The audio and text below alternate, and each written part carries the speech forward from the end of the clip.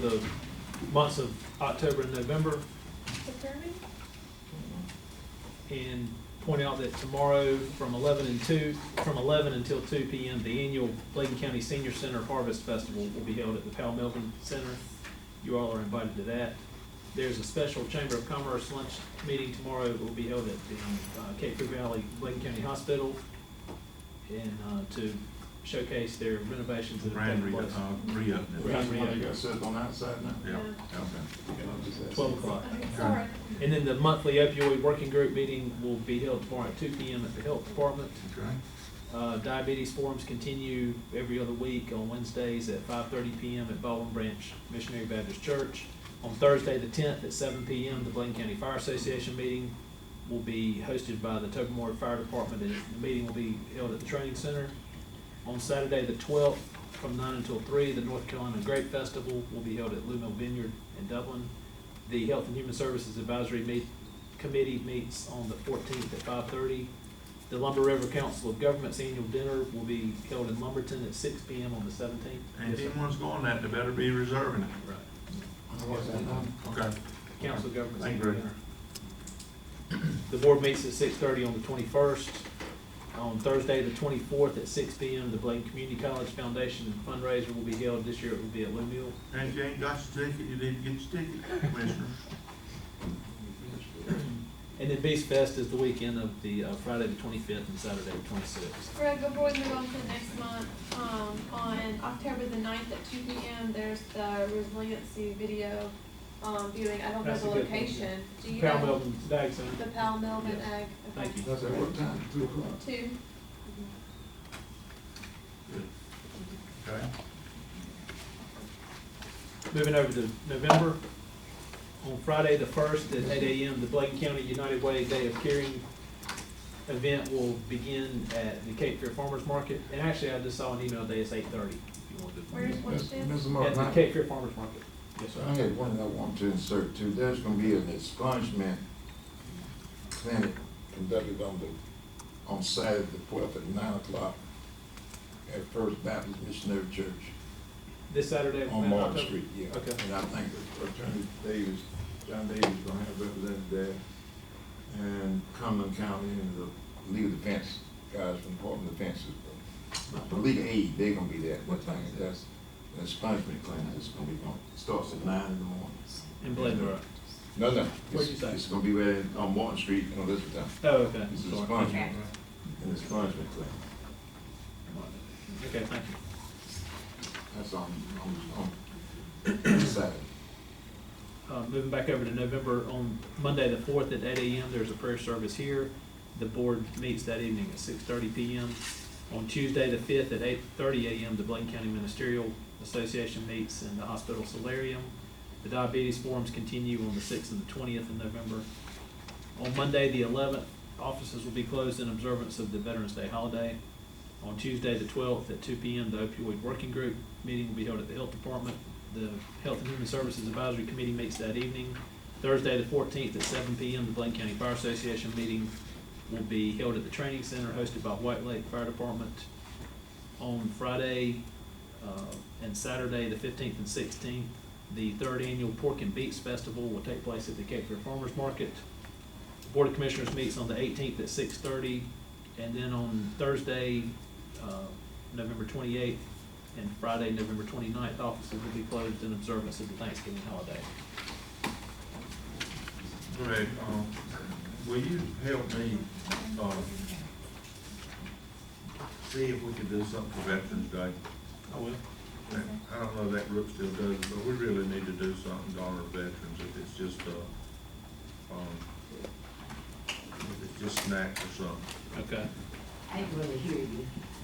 I heard you say veterans, but I didn't said, ask Greg to help remind me to let's do something for the veterans on Veterans Day, because they no longer do that, as a county functionary, haven't done it last year or two. And I said, maybe we just recognize the branch of service and light refreshments. Okay? Thank you. Okay, any other? Yeah. Okay, 16, individual delegation wish to address the commissioners. I, something going on. We got two of them.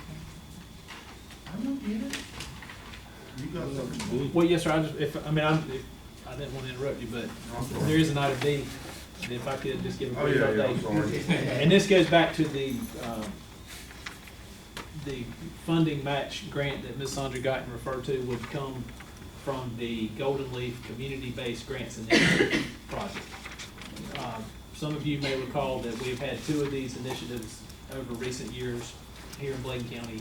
In this particular initiative, 11 counties in the southeastern, or 10 counties in the southeastern region have the opportunity to seek a total of $11 million in grant funding. Each county has the opportunity to apply, to submit 4 letters of interest by noon on November 1st for a total of $2 million. The Golden Leaf Board will meet in December and narrow those projects down to come back to counties and provide an opportunity for counties to submit a total of up to 3, if possible. Some may receive 0. To submit up to 3 applications in February, totaling no more than $1.5 million. No county will receive more than $1.5 million total. That may be for 1 project, that may be for 3 projects. And then the Golden Leaf Board will ultimately make a decision in April.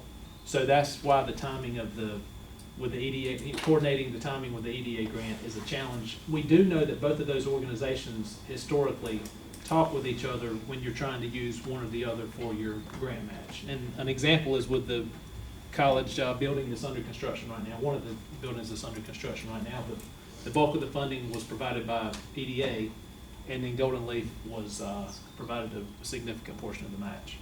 So I will tell you, we have been having, as you all know, I've shared information with you over the course of the past year.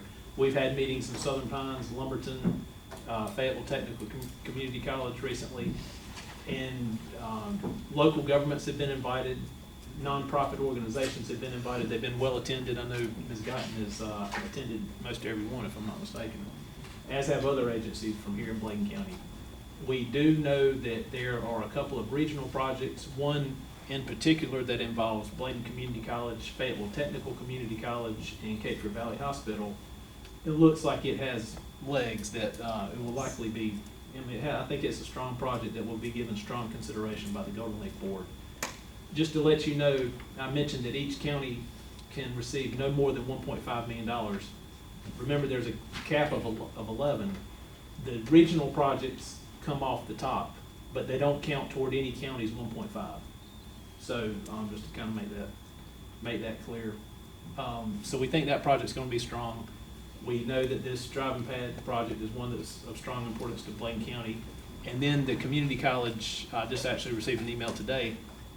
They have another project, the nursing technology project, I think is what they're calling it, that they are considering and hope to submit a letter, would like for the county to submit a letter of interest to be included as one of the 4. So again, we can apply for up to 2, but we won't receive funding for any more than a total of 1.5. But we could, but it could be 0. So we need to, one of the challenges, and Dr. Lee and I were just talking about this before the meeting, if you don't submit a letter of interest for your project, and the project you do submit, the board in December says, no, we're not interested in you submitting a full application, then you're out. If you submit $2 million and they come back and say, well, we like this one, we don't like this one, at least you have one that they like, and you'd have the opportunity to move on to the next round of full application. So that's something to take into consideration. Yes, ma'am. When you can. That's a question too. Okay, just Call it one, okay. No, I would just make sure you kept trying to follow you, talking, Okay. going around regional and local and different things like that. So, are you saying that the Golden Leaf Foundation that we talked about, and they were saying 1.3 million from the Golden Leaf she was talking about, are you saying that we can't get but 1.5? 1.5 is the total. So that means if that would be basically the only project other than $200,000 that would be eligible in Bladen County. That would take the bulk of the. That would take all the money, so that would be That's the one that Golden Leaf Right. chooses. If that's right. So if they choose that one. Now, remember that the county could submit up to $2 million in But they won't letters give of you- interest. They won't give you But we'll 1%. come back, but they will narrow that down in December to, no more than, we can submit 4 projects, a total of 2 million. They'll come back in December and narrow those down to no more than 3 projects totaling 1.5 that would have could possibly have full applications submitted, in February to be considered in April. But we don't prioritize which one we want to go first. We could, yes. And remember, so they're competitive, they are potentially competitive within the county at determining our rank, our letters of interest, the rank order. But then remember, they're also, because there's not enough money for every county to obtain funding, or a significant amount of funding, they're competitive at the regional level. So those are strong points to take into consideration. So Golden Leaf could come back after we submit these projects and they say, well, I like these 2 here, and then the commissioners will decide which one of them 2 we do. Is that correct? Yes, they would, but they would probably give us pretty strong Yeah, inclination if that's right. As to which one that they will fund. Right. Dr. Everyone going? My question, local government, did that still come through the county? Does that count? Like another town? Yeah, Yes. and so that comes through the county? All letters of interest, they'll be submitted through a portal. Yeah. And the county manager has the, I don't know what you call it, code or whatever, that the organizations will need to be able to submit. So we plan, my intent is to come back to this board at the next meeting and update you with regard to where we are in terms of what we're seeing in terms of interest. Like I've indicated, the only interest I've had expressed at this point is the projects you know Well, of. you'll see another for town. Wait, wait. And the second, my question is, since it's disaster money, why can't Cali get some of that money? Why can't some of that money be used for Cali? For that guy to do additional stuff for them? Well, the EDA money is disaster money, but this Golden Leaf money is not directly related to the storm. I know it, but I'm just saying, could we not apply that? I'll give you an update on Kelly in just a minute. With this one last question, so make sure that if the town of Elizabethtown apply for Golden Leaf Fund, is that in that same scenario, 1.5? It would be. My So understanding all is that would be in the 1.5, so theirs would be a prioritized. well, or it could be at this point, we're talking about letters of intent. So we could be talking about a cap of 2, for 4 projects. We know that full applications will only be received on no more than 3 with a cap of 1.5. See, the only reason I'm trying to go Ms. Peter, this is when we was talking about the 1.3, the letter of commitment Right. somewhat. That's what I'm trying to figure out, the probability of that being durable, or where would the 1.3 come from? That's what I was talking about. Okay. That was my main issue, where would that 1.3 come from? If you looking at it now, where everybody gonna be bidding for 1.5, how much money is the county gonna be online for? That's the question I was asking. Now, are you asking what it would be online for with the 1.3? If we make a letter of commitment to cover the match for 1.3, Right. then I think we need to honor that if we put it out there, that we gonna match up this grant for 1.3, but the probability we may not get 1.3. Well, that's that. So do that we may- have may- 1.3 that's available? That's what I'm asking. Well, I mean, we have available fund balance, that's a significant That's the amount of question money. I'm asking. Yeah. Do we have Okay, 1.3? okay. So, the update on the Kelly Dyke, all the breaches are fixed, all the ramps are in place. Wildlife has fixed the floodgates on one side. I'm supposed to get a quote this week on the floodgates on the other side, how to fix them, and I got a source for that money. So at this time, the only money we need is the money that the governor's holding up in the budget, the $300,000. If we get that $300,000, we can do an engineering study, and then we go to the military. And I also, found the grant, Dr. Lee sent it to me, in fact, where there's $48 million there that we're trying to get in that pot of money too. So this Golden Leaf, wouldn't have, I don't know that it would have impact on what we need to do in Kelly. Well, as long as it pays for everything for the engineer study, so that that the state can take over that back. Federal government, Federal government. Yes, sir, so they'll do it? We don't know that. The Corps of Engineers will have to take that up. Well, no, but anyway, you gotta get ready, otherwise they're not gonna take it. Well, Take it on. and military don't do it, I don't know what we're gonna do. We don't have $10 to $15 million to fix the dike. It has to be the Corps of Engineers. Okay. 16A was, and Dr. Phil Goers had a question about it scheduled, and we were gonna schedule a public hearing for 6:30 on Monday, October 21st, 2019, to receive comments regarding an amendment to the Bladen County flood damage prevention ordinance. And Dr. Phil Goers had a question, I think. No, I just had some questions on it too, because I did not have the opportunity to read it all. That's number one. And you said it's open, public hearing. Where is it posted for folks to know? It will be posted if it's approved tonight to schedule the public hearing, Uh-huh. then it will be posted.